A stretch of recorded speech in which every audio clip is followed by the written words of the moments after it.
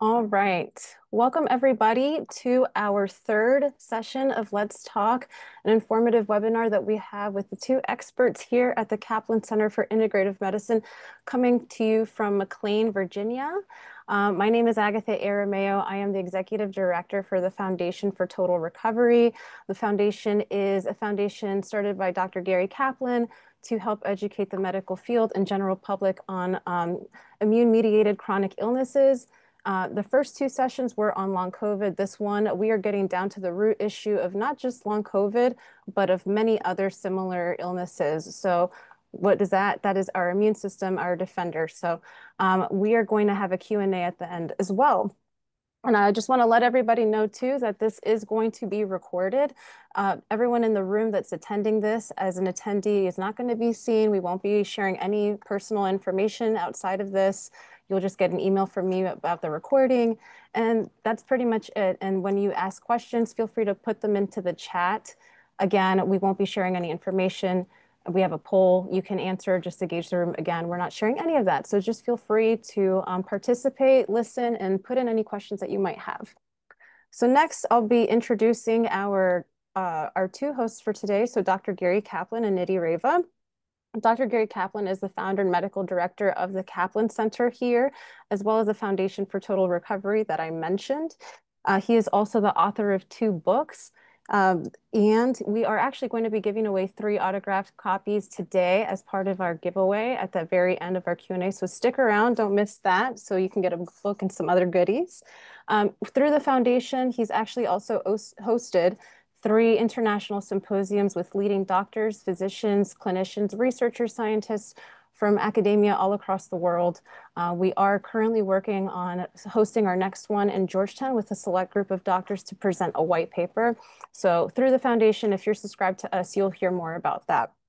He's also served on the advisory committee for MECFS and chronic fatigue for HHS, or for our federal government. And Nidhi Reva is our long COVID director. She is also the founder and medical director of Nested, and that is a organization that focuses on women's health and also preparedness classes for emergency cases. She is also a COVID hero here in Arlington, Virginia for 2021, and she was just nominated for the March of Dimes Heroines of Washington Award, which will take place in November if you're in the area. And with that, I think we can go ahead and go into our next session here. Again, just kind of what to expect. We will have an opening poll. We'll go through the presentation, talk a little bit about the immune system, some overlooked disruptors, and some tips from Nidhi and Dr. Gary on what you can do to optimize your health. And again, we'll have a Q&A with prizes and a survey at the very end. All right, and then with that, I'm going to kick us off with a little opening poll just to kind of gauge the room. How are you feeling today? Have you personally experienced any of these symptoms in the last 6 months? So again, just want to see, how folks are feeling in the room today. If we're battling a chronic illness, if you've had certain symptoms and you're curious to learn about more, just continue to educate yourself on your health. So some here are listed that are very common is ongoing fatigue and low energy, frequent infections or slow recovery, brain fog, memory issues, new or worsening food sensitivities, that's a big one, chronic pain and inflammation, or if you don't feel anything and you're maybe a caregiver or just interested to learn more, maybe you're also a practicing physician or a clinician. So looking at the results, it looks like 75% of people, Dr. Gary Nidhi, here in the room are feeling brain fog or memory issues. That is a lot. Well, now it's changing a little bit, but I also see a lot of people here are also battling chronic pain and inflammation, over half of us here. Also fatigue, low energy. I think all of these are very much connected. We also have some people that are getting frequent infections or slowly just recovering, and some food sensitivities also in the room. So looks like we have a good group of people that are actually facing some issues right now. So hopefully you get to learn a little bit today. So I did my part showing you the results here. I will go ahead and kick it off to Dr. Gary and Nidhi. So there's a thing called the suddenly syndrome. And in medicine, we look at one bug, one disease, one treatment, done, which is a lovely model and it works up to a point. When you're chronically ill, things have gotten dramatically more complicated. So just as a visual, imagine that this is your front yard and you're looking out and everything is lovely. And then the next morning you wake up and, next slide, there's a tree, full grown, sitting in your backyard. So this is what happens when people have chronic illness. What happens frequently is the first question I will ask is, when was the last time you were in excellent health? And the answer to that question will inevitably be a lie. So I was last in excellent health until I got COVID in 2020. Okay. But then we start making inquiries and we're going, I started having migraines when I was 12. Well, since you're now 34, that wasn't quite excellent health. Uh, when you were 12. And then I've had problems with menstrual cramps and irregularities. I've had problems with irritable bowel syndrome. And so it's important for us to get a sense of the entirety of what's going on with you, because that starts to give us understanding as to where where things began to fall apart and where things are continuing to fall apart. So we start with this understanding that we have genetics, and ultimately our discussion today is going to be about the immune system. But so you've got genetics. And the interesting thing about genetics, by the way, is genetics are not destiny. Genetics are a possibility of. So if you have celiac disease, 34% of the population is genetically predisposed to celiac disease, but only 3% is ever going to express that. If you have ApoE44 genes, it says you're at higher risk for developing things such as Alzheimer's or cardiovascular disease. But not everybody who has ApoE44 genes develops that. Probably about 40%. It's a high number. But nevertheless, knowing these pieces of information is the beginning of our understanding of how we can proactively interact with you, help you, so that we can put things in place to prevent the progression of disease in your system. The immune system, which is what we're going to be focused on today, the problem we have in medicine is we think of the bug, the disease, the antibiotic, and you're done. The reality of the matter is, in people with chronic disease, the problem is something is wrong with your immune system. So your immune system's been challenged. Let me have the next slide. And what's happening is you're sitting here in the middle of this storm. So you have infections that may have attacked you. There may be problems with the soil. That is, what are you getting in terms of basic nutrients? What's your diet been like? What's the gut microbiome look like? Because a huge percentage, about 75% of our immune system is sitting in our guts. So what's going on with your immune system in terms of your gut? What's going on with challenges to your immune system, such as any of a number of toxicity issues that may have occurred? So lots of stuff going on around us that challenges us on an ongoing basis. But then there's a tipping point, and that tipping point comes along, and the next thing you know, we're down and we're chronically ill.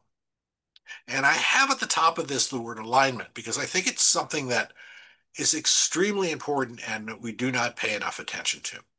Because the reality is I'm working with people, several things are coming up. One of the things that keeps coming up is post-traumatic stress syndrome. Now, sometimes post-traumatic stress syndrome has occurred early in childhood.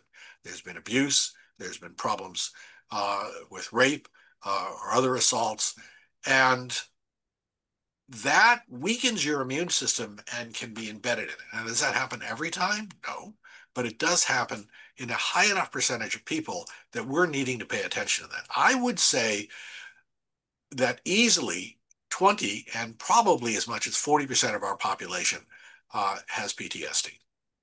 So that's one of the things that's sitting there that we need to be addressing. And the disease itself, and unfortunately the medical profession, can cause PTSD. So I have patients, and unfortunately, many of you may relate to this. You've been to the doctors, you've been to the medical centers, you've been dismissed, you've been told it's all in your head, the labs are fine, you're crazy. And they don't know what to do with you. And especially my kids with PANS pandas, uh, you're you're at a point where some of these kids get suicidal, uh, and I need to hospitalize them. I need them in a place where they can be safe. The problem is we're not set up for that as a medical system, meaning that we haven't any idea what to do with somebody who has a physical ailment that is manifesting as a psychiatric problem. All right. And a study just came out from Denmark looking at large populations and finding that people who have had multiple acute illnesses end up with a much higher incidence of psychiatric syndromes, like 84% versus uh, 20% of the population. So there's clearly a correlation between chronic infections, repetitive infections, and the development of chronic illness. Now, why is that? Might be because with lots of antibiotics, we're impacting the gut microbiome. It might be because with multiple infections, we haven't actually gotten rid of the infection and the brain itself has been invaded, and that would be an encephalitis type issue. It might be because what's happened is with the infections, now what's happened is the immune system has gone awry, and the immune system itself is part of the problem. Now, the other thing that's happened is as people get chronically ill, they also start to lose hope. They start to lose a sense of self, and they start to lose a sense of alignment with who they can be and what their purpose in life is. And I can't tell you how many of my patients really struggle with this concept of purpose and what are they going to do with themselves and feeling that they are completely off the grid in terms of being able to participate in life. And so this is an extremely important thing that we also need to work with our patients, and I'm going to be doing more of as we move into the future, because without that alignment to a sense of higher self, an alignment to a purpose in life, it's really hard to get all better. Have the next slide, please.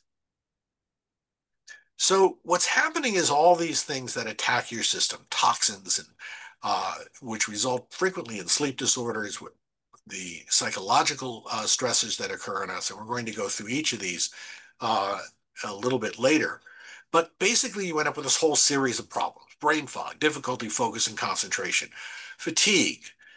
I just had a patient yesterday, right? We've been so focused on the psychiatric presentation that this young woman has that it's kind of overwhelmed everything.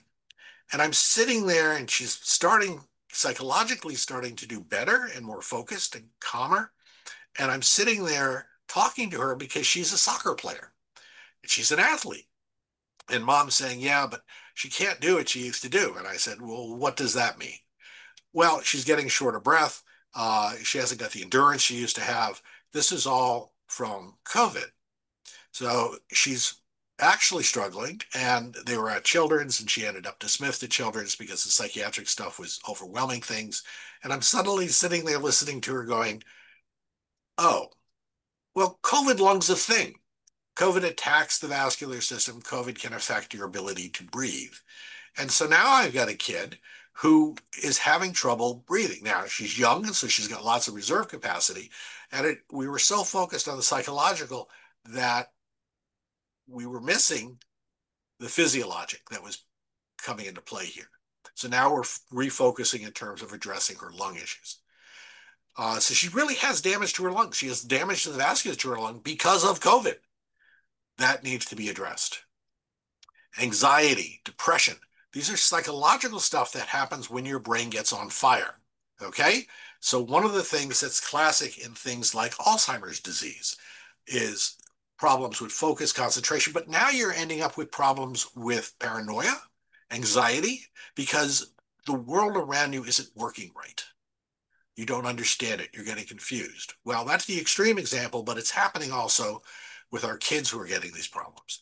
It's also happening where behaviorally we'll watch our kids end up in pseudo seizures with the PANS Pandas crew. And all of our patients are struggling with some level of depression and anxiety. Some of it's situational because of being sick as long as they've been sick, but other parts of it are because your brain's all lit up, because your brain doesn't work right. And so we've got to fix that. You're not sleeping right. The sleep disturbances are creating further problems in terms of the inflammation in your brain. There are toxins in your system which are both impairing your immune system and impairing your brain. And now you're also getting chronic pain problems and you've got headaches. And so it turns out that these symptoms, which we've separated out as unique things from the diseases kind of classify things and say it allows you to say, well, I have long COVID, I have fibromyalgia, I have chronic fatigue syndrome, I have chronic Lyme, I have early cognitive decline, I have PANS pandas. Those are useful subclassifications because it does direct us to a little bit more specific therapies in some cases, but the underlying pathophysiology, the underlying things that are broken in the body are common to all of these conditions. And the most common thing to all of these conditions is problem with the immune system. And most of what happens in medicine is we'll focus on the symptoms. We will focus on the disease, okay? But we miss focusing on the immune system, which has been damaged as a result of the infections and as a result of toxins in the environment, as a result of psychological assaults that have occurred on the system. So there's a whole series of problems now going on, and we have to start taking this apart.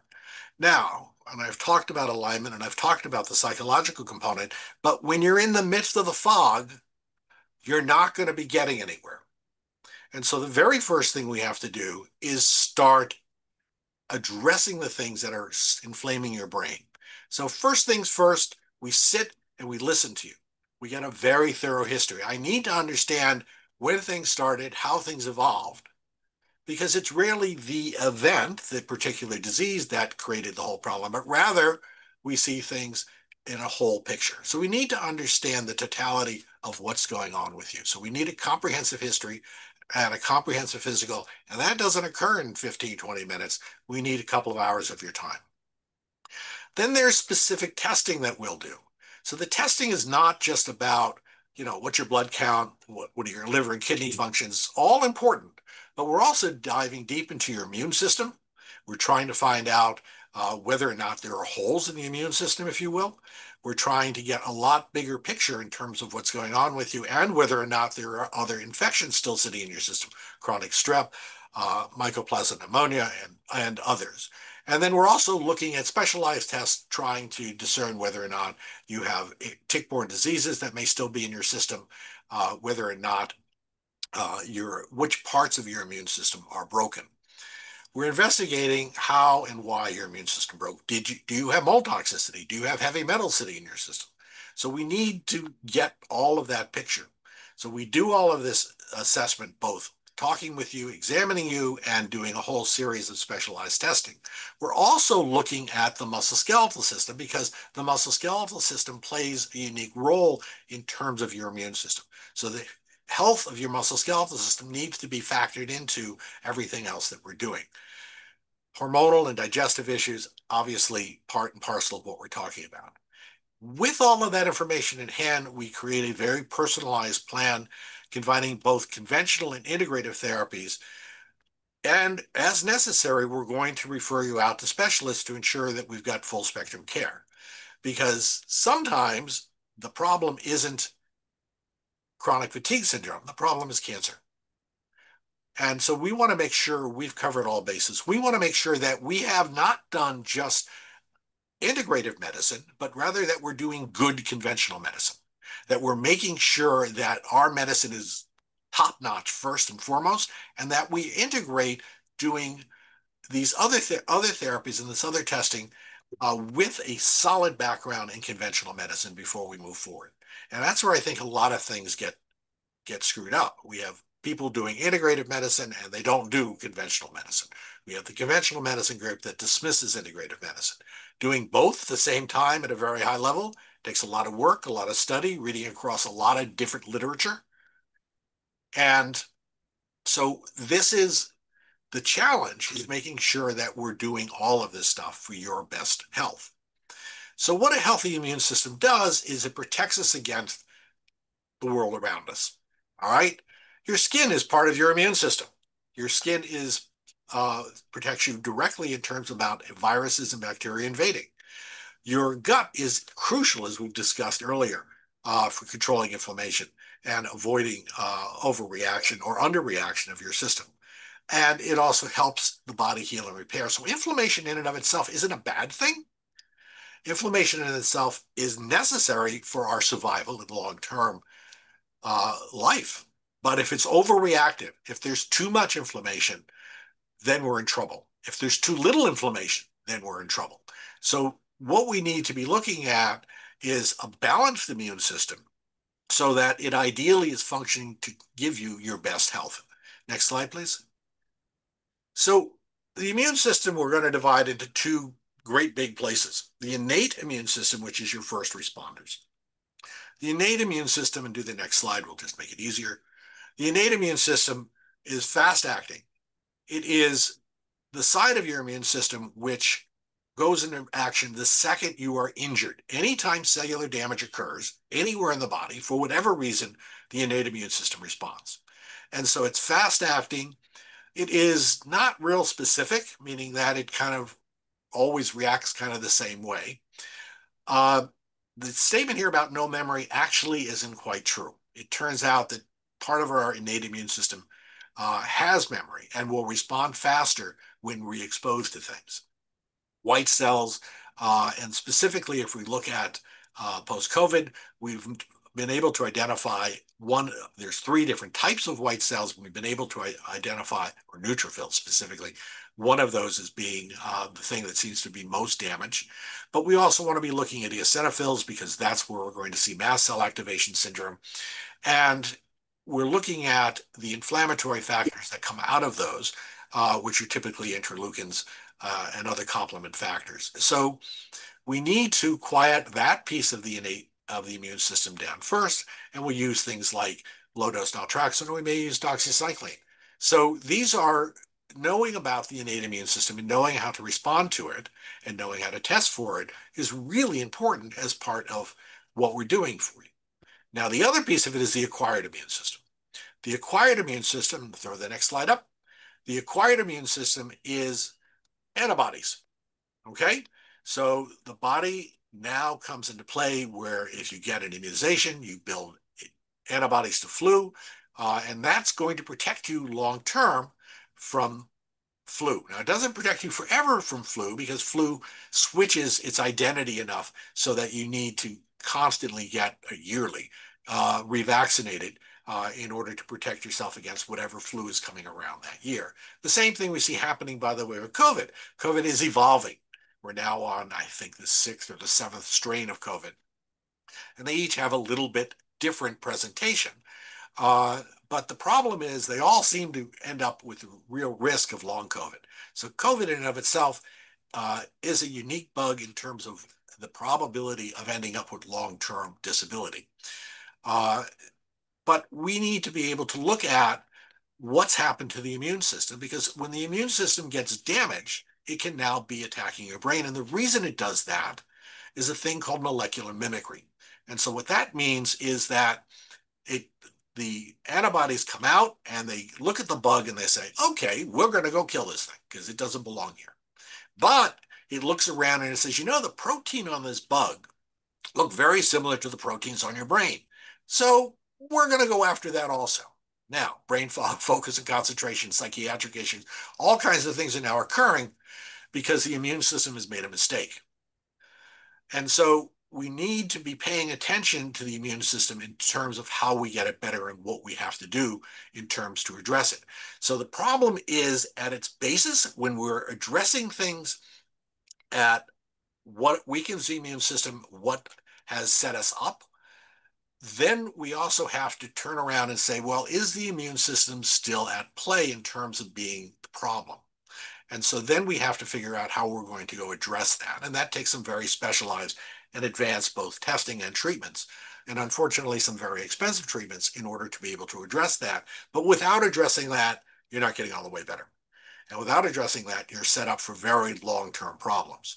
So when immune dysregulation occurs, and now we're wondering, and we do not know this, but we're wondering whether or not people who have been set up for this immune dysregulation and overactivity or underactivity, creating problems in the body, whether or not we're going to see a higher incidence of not just psychiatric illness, which we see in these individuals, but whether down the line we're going to see these individuals at higher risk for development of Parkinson's disease, Alzheimer's disease, which are neuroinflammatory diseases.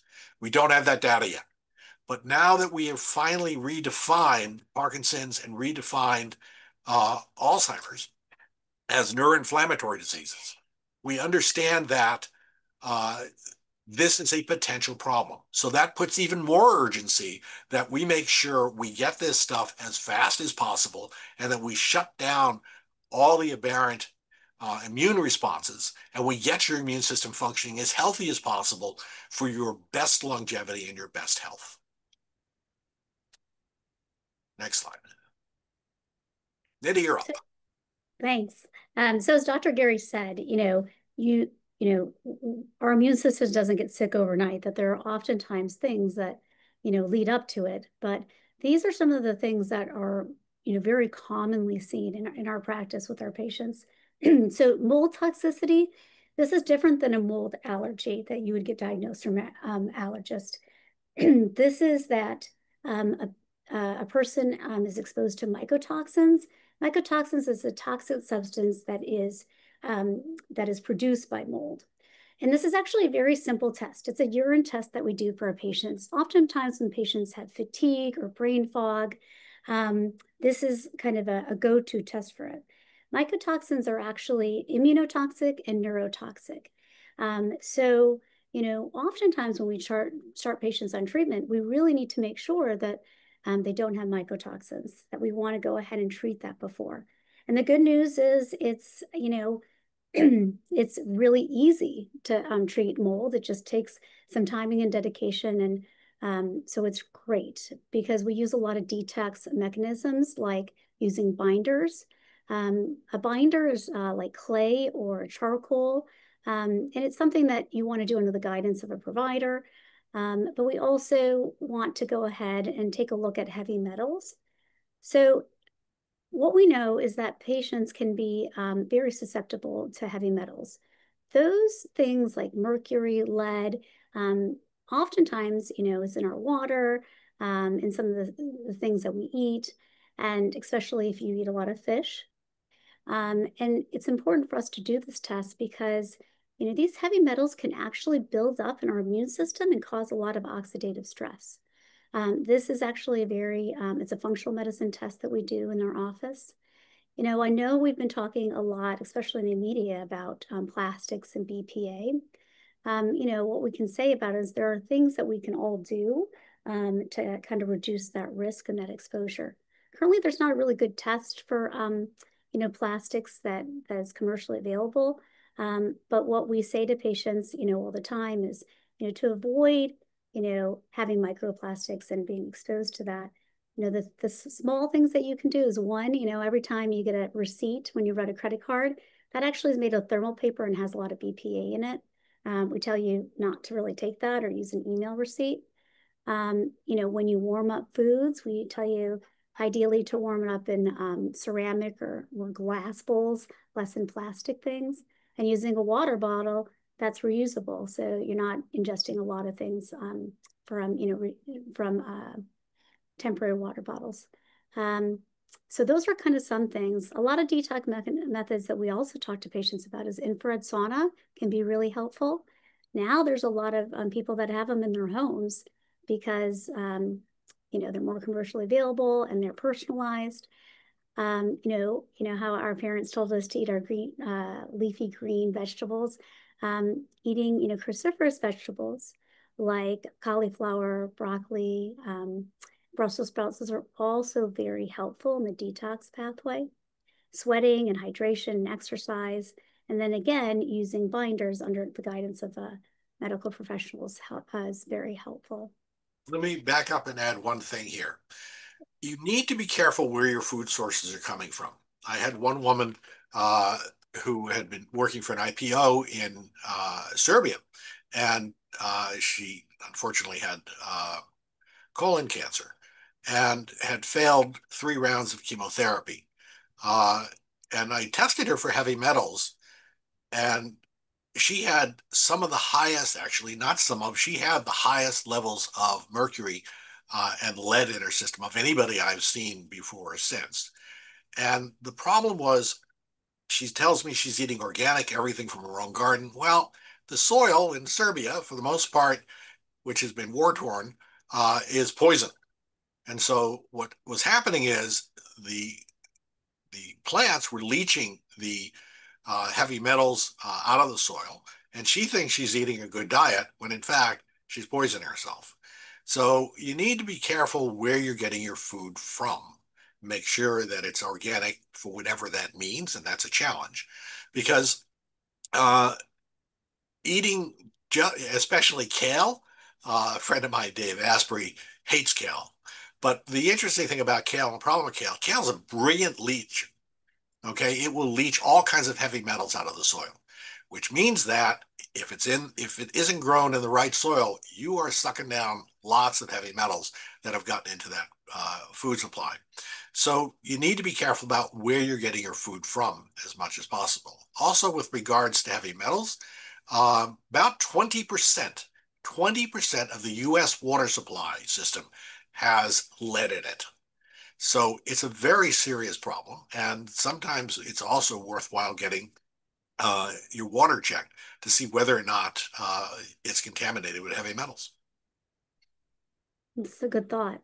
It's a good thought. And what would a lot of our patients, come back with mercury in their blood. And, what we try to give them guidance is yes, fish is really good to eat, some kinds of fish, but, the bigger fish that we have, they eat smaller fish and smaller fish and smaller fish. So by the time you get to a beautiful tuna, that's a really big fish. It's going to have a lot more mercury in it. So there are some fish that are really, you have to be careful about that you're not eating, frequently throughout the week. Um, Dr. Gary, do you have any guidance on that?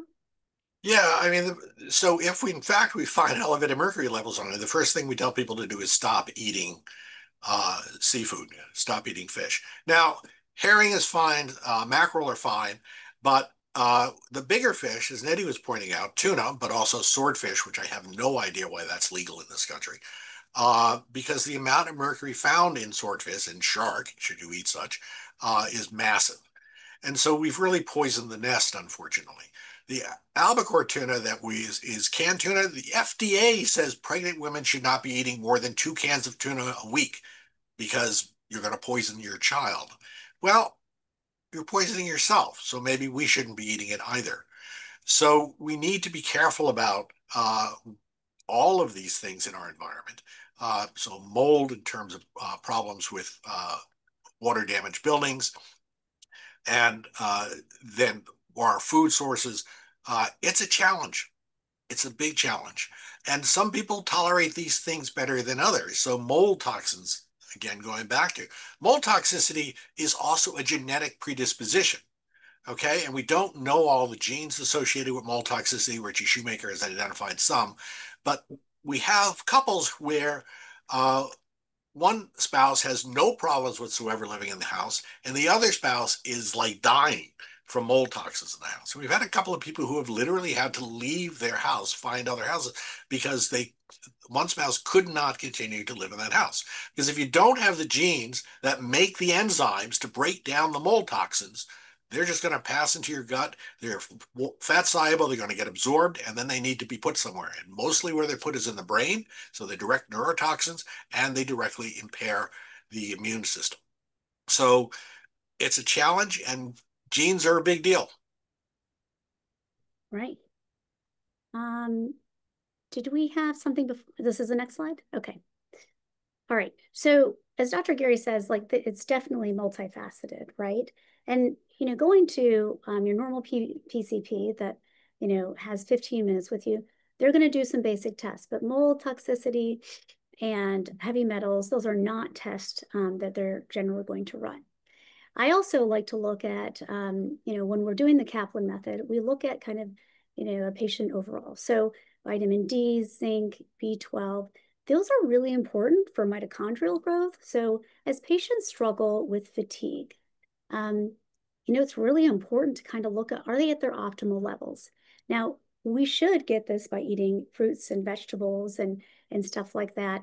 But again, depending on the quality of the soil, we might not be getting everything that we need. So vitamin D is best, absorbed through the sun. But unfortunately, we put sunblock, which is a good thing. And with the heat, we're probably not as much in the sun. So we really want our vitamin D to be up. Now, to avoid rickets, which is a very serious thing, you're supposed to have vitamin D above 30. Unfortunately, when you think about integrated medicine, we really want your numbers to be around 60 to 100, okay? Around 80 is ideal. That's going to be the best for your mitochondria. That's also going to be best for your immune system. We definitely encourage zinc and B12. B12 is really important for energy, and if you're having, high amounts of anxiety, could be that your B12 is low. Now, iron and ferritin, these are my favorite blood tests to do because I feel like it gives us a lot of good information. When a person just does a CBC, they look for your hemoglobin and hematocrit.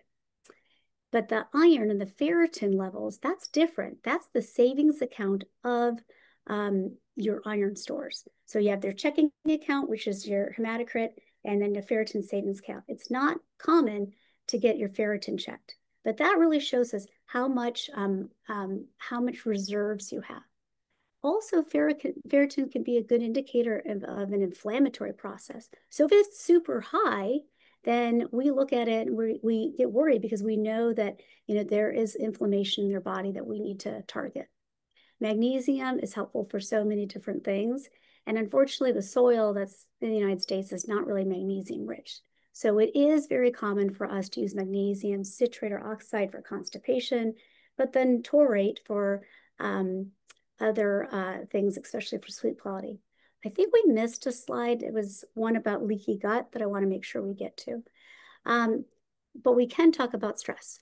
So stress suppresses the immune system and inflames the body. We all say it, but most of us feel it, okay? I always think that when your cortisol levels are high, you're always thinking that there's a lion in this room. Your body is always on guard. There's always an alarm system kind of going off, and that's a really hard environment to actually heal. We really, when we go through our patient histories, we're very cognizant of asking patients about how was their childhood like? Was there any traumas, or, did they feel like it was a happy childhood? Do they feel connected with their family members, with their siblings?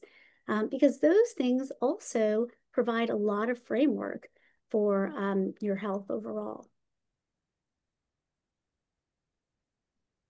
So I just want to talk about leaky gut for a quick second, because I think this is a question that I get often. So yep, leaky gut and inflammation, food sensitive. Many of our patients that Dr. Gary and I see will say, I can't eat this, I can't eat this, I can't eat this, I can't eat this. And so they become very restricted as far as what they can eat. Oftentimes, it's not that they have an allergy to these foods, it's that they have leaky gut syndrome. And what that means is because of the dysbiosis or the gut imbalance that's happened, instead of having these cells like this that are bound together that are protecting our gut from leaking toxins and undigestible food into the blood system, these holes are there. And so all of a sudden the blood in our systems is being inundated by things that shouldn't be there.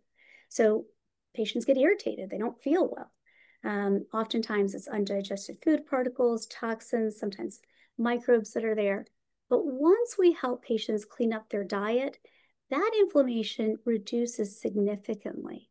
And so what we tell them is, eating a balanced meal, but really, reducing the processed things. If it comes in a bag or a box, probably not, that is somewhat processed. Reducing sugars, carbs, alcohol. It's hard to say this, but dairy and gluten. But there's a lot of substitutes. We oftentimes put patients on a cleaner diet, which is like we always say, we always say, rice, chicken, some fish, fresh fruits, fresh vegetables, and fermented types of foods like kimchi and some kefir. Those are also very, very helpful. But to take away the things that most irritate your stomach is going to help clear up those junctions. And then we introduce those foods slowly back in. So the good news is by doing these things, by cutting out the alcohol, the inflammatory foods, and Motrin or aspirin, those are highly irritated for the stomach. Obviously, you want to do this with someone, with a medical provider that's trained and that knows you well. But the good news is you might be able to eat a lot more foods than you do right now. So I want to jump in here for a sec. As you can see, this is a great big topic. There's a ton of stuff for us to go over, and we'll be happy to address any or all of these in separate webinars coming up in the future. I'm being told we're getting a little bit pressed for time, and so the slides are here, but the reality is you've got 2 minutes to talk about this, Nidhi, and then we're going to move on to question and answers so we can keep us on time. Sure. I think we've kind of summed it up here that we know chronic stress and trauma, your body keeps score. And so if we need to kind of unresolved trauma needs to really be worked through productively in order for you to heal. And that's it. Keep going. There you go. Popping back in here, we did have two more slides on chronic infections. It's the slide before this one, and well, a couple actually, and then a slide on sleep. And I know we had a few questions on sleep. So before we get to this giveaway part, I do want to save time. Do either of you have any just closing quick statements on chronic infections or sleep? I'll give you like 1 or 2 minutes. So let me step in on this one because this is something that I'm a bit of a Nazi on in terms of sleep. Sleep is crucial for our normal functioning immune system. You don't sleep, you don't have a functioning immune system. Now, that having been said, if you have Bartonella, your sleep's going to be disrupted. Many chronic infections are going to disrupt your sleep. And sleep, remember, is not simply on-off. Sleep is a couple of different stages. Stage 3, 4 necessary for allowing the brain to detox, and REM in order to be able to process emotional issues. So we need to make sure that you don't have sleep apnea, that you're not stopping breathing during sleep. We need to make sure that you're getting adequate sleep. And so we'll take a very detailed sleep history as part of what we do. I would recommend there's a thing called an Epworth scale, sleepiness scale, that takes you 2 minutes. You can look at it online. Epworth, EPWORTH, will give you a sense as to whether or not you may have sleep apnea, and something that you want to talk to your physician about. So sleep is a great big topic and something that we'll certainly want to get to. There's a number of supplements you can take to it, but there's also a lot of other sleep medications, and we can target them according to which portions of sleep that you're having the most trouble with. But it's a big topic, and it may be worth doing a whole section on that. I think that's a great idea. So if that sounds good to everybody, we'll definitely do that. We can focus more narrowly on each of these aspects. So Danita, we can go ahead and just move over to the Q&A slide. Oh, sorry, the one right before. Yes, so I know I already see some raised hands, but we are going to give away 3 signed copies of Dr. Gary's book, Why You're Still Sick, that has all of this in there, plus more. It's a great read. So if you want to just raise your hand in the chat, I'll announce winners at the end, and I'll follow up with you via email with the email that you registered for this webinar. So make sure if you see that I call your name out, that you look out for an email from me, and we'll be in touch. All right, so with that, we'll jump into Q&A. We have a lot of questions. So I'll go ahead and start feeding them off to you guys. As I mentioned earlier, we had one on sleep. So someone asked what the best thing is that they can take for sleep, ideally without water, so they don't have to keep going to the restroom in the middle of the night. to help them even while their mold and tick-borne illnesses are still in the early stages of treatments? So I think the first thing is hygiene, meaning that you're going to bed at a regular hour every day and you're getting up every day. And so at the same hour. So the more structured you can make your sleep, the better off it's going to be. Second is bed is for sleeping, not for lots of other things. Okay. So while you can get into bed and read for a little bit, at the time you're going to sleep, you really have to have everything quieted down for that. Room temperature should be about 68 degrees.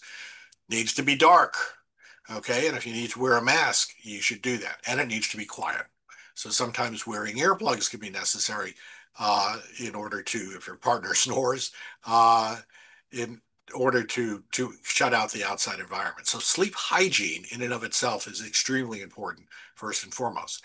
There's a number of supplements, and I don't want to get into giving specific medical advice on this. Magnesium taurate, melatonin. The problem with melatonin is about 75% of what's on the shelves isn't what it says it is, according to studies that have been done. So you need to make sure you're getting the right quality, right brand of melatonin in order to make sure that what you're getting is what it is you think you've purchased. So, and then after that, there's a bunch of different medications and ways that we can help you get to sleep, a lot of different types of medications. Great answer. All right, and one on food. Someone said that they're tired after eating every meal. They fall asleep for about 15 to 30 minutes each, and they're not sure why, because for the most part they eat healthy, organic, no red meat, no soy, no soda, no alcohol. So any clues to what might be troubling this person? You want to do it, Nidhi? I was going to say, I wonder if it's, what's going on when they're eating and actually just what's going on with their sleep the night before. But one, I'd like some more information. What is their digestive like anyway, right? Do they have, and that's why we sit down and we say, do you have a bowel movement every day? Do you have bloating? What other things are you doing? So it might be the food, it might be, it could be a host of a lot of things, but also, are they tired no matter what? Like, do they wake up tired? Because maybe there's an issue with their sleep. So Yeah. the other thing I would add on this is two things. One is if you're eating food you're actually allergic to, that may Mhm. make you sleepy. And so even though you think you're eating the right food, you may not be. Second is uh, digestion is a parasympathetic activity, meaning that you've got a sympathetic and a parasympathetic system. Sympathetic is watching out for that lion that you talked about earlier. Uh, Parasympathetic is rest and digest. And so if you've got an imbalance in that system, as soon as you turn on the parasympathetic system, that's going to put you down for rest and sleep. And so that gets back to an inflamed brain where things are now out of balance. So that would require, as Nidhi said, a much more in-depth interview in terms of understanding what's going on with you as an individual. Yeah. Yeah, sounds good. All right. Someone in the chat is asking, what roles do hormones play as we get older? Perimenopause has restarted my brain fog and body aches. So Nidhi, this is right up your alley. Absolutely. I mean, is it long COVID? Is it perimenopause? Is it sleep apnea? I mean, it really, brain fog and cognitive issues, they can be all three really. But it is hard to know. And that's why, when I worked as a gynecologist at an outside clinic, I would say, okay, I can run your hormones, but it's really not going to be helpful because it's a snapshot in time. It doesn't give me any kind of pattern, and it doesn't give me what your normal is versus someone else's normal. So it's kind of really not helpful. Um, but we have really great functional medicine tests that are really helpful, that measure, your hormones over a couple of days. And also, we just do a really nice history with the Kaplan method, so we can actually kind of pinpoint things a little bit differently. Yes, perimenopause can absolutely affect your brain function. It can make you tired. There's a lot of things that go along with it because all of a sudden you really have low estrogen and really low testosterone. So there are lots of things that we can do about it. Patients will say, yeah, I had brain fog a while and I was treated for something. And then all of a sudden I'm 50 and I have trouble with a lot of things. I'm gaining weight, I'm doing that. And my big thing is when patients tell me that they can't remember stuff, the first thing I always do, I want to look at their sleep, which is also affected by menopausal changes. Your sleep gets more fragmented. It's harder to fall asleep. So all of that makes sense. And that's what I love doing what we do is we get to tease things apart and help patients, in different types of ways. And I want to add one thing to that really excellent explanation. Pain. Yeah. There's any of a number of women who go into menopause and develop chronic pain, generalized. And guess what? We give them back estrogen and the pain goes away. So Yeah. sometimes it's a real easy solution and you want to pay attention. Uh, Always love easy solutions. Never turn one of those down. And there are any of a number of patients over the years that simply giving estrogen replacement postmenopausally, and lo and behold, pain's gone. So And worth considering. that's a really, really good point. And to be fair too, I mean, that, there's a lot of talk right now about menopause, especially as we're looking back at that WHI study in 2020, 2002, which was not a great study. And so we're really kind of undoing things.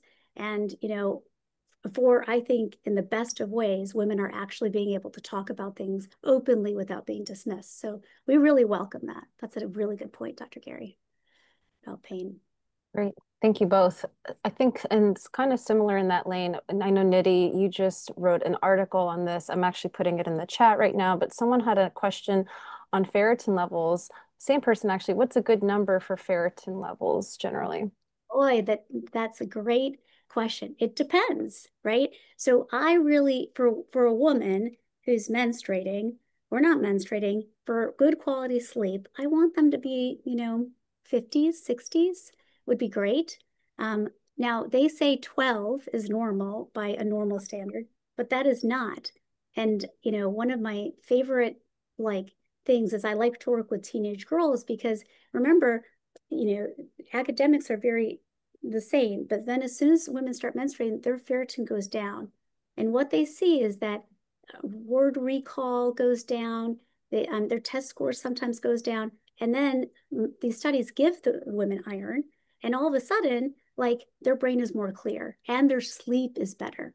Now, when we see patients and their ferritin's really high, like above 100, then we have to think about, is there inflammatory process going on and how do we need to target that? Yeah, no, that's great. Thank you. All right, now someone is asking about psychiatric issues. What is the Kaplan Center's approach to severe psychiatric issues when they seem to be the most challenging and persistent issue? I know that we have psychiatrists on staff, but generally, how do you approach that here, Dr. Gary? So we have a therapist on staff, not a psychiatrist, Oh, mm-hmm. but we certainly have psychiatrists in the community that we work with.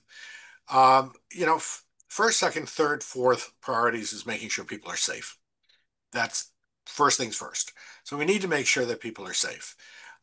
We have taken kids in particular with pandas, as well as some other people who become suicidal, and using things like ketamine can break that cycle and get them back into the safety zone so we can address other things.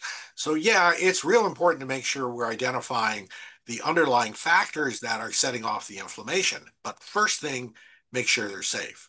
So whatever medications are necessary, and think of it as a bridge, using these medications in order to get us from spot A to spot B.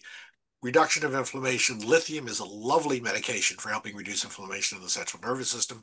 Low dose and using things like low dose naltrexone can also be highly effective.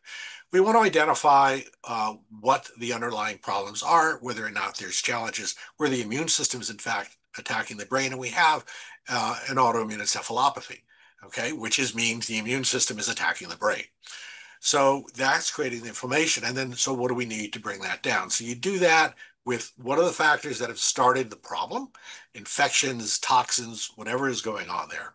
You do that with ongoing psychological counseling and issues. We make sure that you use whatever medications are appropriate in order to, and therapies to make sure people are safe. And then there's addressing the immune system, and that is worth a whole topic unto itself. But something that can be very, very different. In kids, for instance, when we've got them, they're having these pseudo seizures and they're severe OCD, high dose steroids can sometimes be effective as a single therapy to quiet them down, bring them back into line so they're safe, and then we can move on to addressing the other issues. So there's a lot of things we can and do in the process of addressing this, and it's a common problem that we see here. And I would say what's really important to know is that we work here as collectively. So we work with our psychotherapist, our nutritionist, Dr. Gary, Dr. Lisa, and so and our acupuncturist. So really what we do is, twice a month, we have formalized meetings and we talk about a lot of our patients that are challenging, especially those that have mental health challenges because of an illness. So we want to make sure patients are very supported through that process. So you really have, 10 minds thinking about our patients all the time. Awesome. Thank you both. All right. Another question here related to sleep. So someone's asking about maybe some like supplement or medication advice. It seems that for deep sleep and hypersomnia, they've tried magnesium glycinate, threonate, but it's not really working. This person also has Bartonella and mold. They're asking maybe lithium orotate or 5-HTP.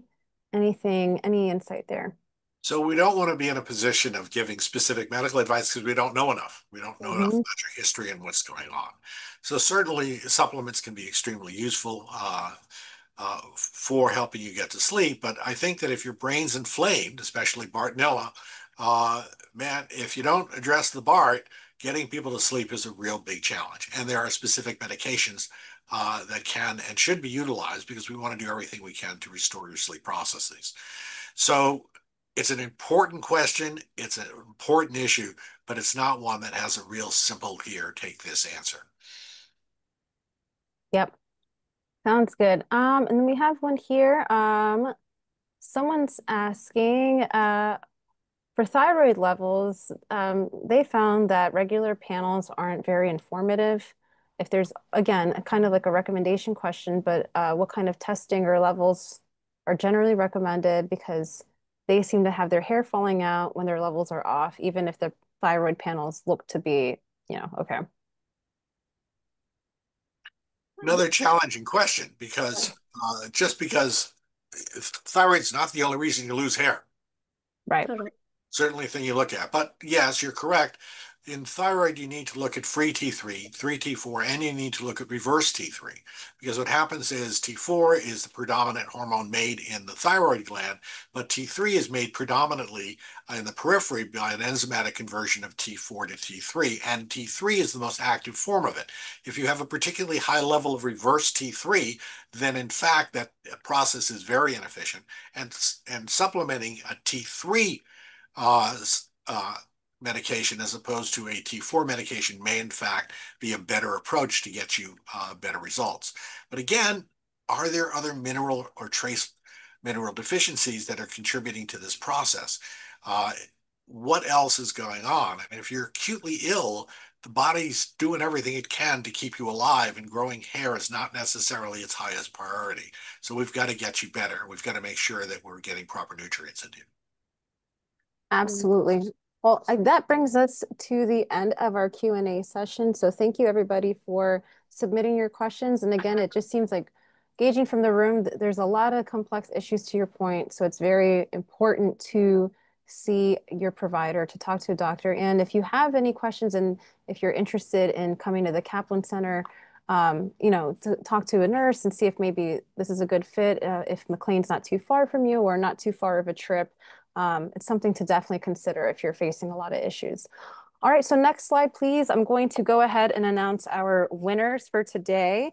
So out of the hands held up, we will be sending a few goodies over to Susan Avijan. I hope I said that right. So sorry if I butcher anyone's name. Catherine Schultz, and then Joni Unger Leader. So again, sorry I butchered that. People butcher Agatha or Mayo all the time. But so Joni, Catherine, Susan, I will be in touch via email to get your mailing address and send you a book by Dr. Gary. All right. One other thing I want to Mhm. add for those who are interested, I do a lot of one-on-one work with patients with psychological and spiritual issues regarding chronic illness. If you'd like a longer conversation on this, I'm curious to know what the interest is on this. And I'm not looking at this as a self-help group, but rather I'm looking at this as a growth group.